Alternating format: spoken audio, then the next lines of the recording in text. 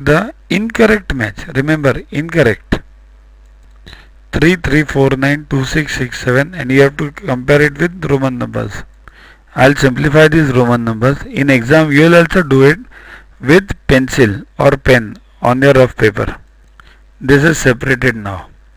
MMM, CCC, XL and 9. MMM means 3. So 3 is correct. CCC means again 300. 3 is again correct. 40 means 10 less than 50. L is 50 and 10 less than, left side. So less than. So that is correct, and 9 is correct. This is the right one. MM 2 correct, 2000. Then 600. C, this is 500 plus 100, 600. Then LX 50 plus 10. So and 7, that is correct. This 20 CC. Okay. Next CC means 200 plus 10 plus 7. So it is 217. The answer should be 207. This is the wrong.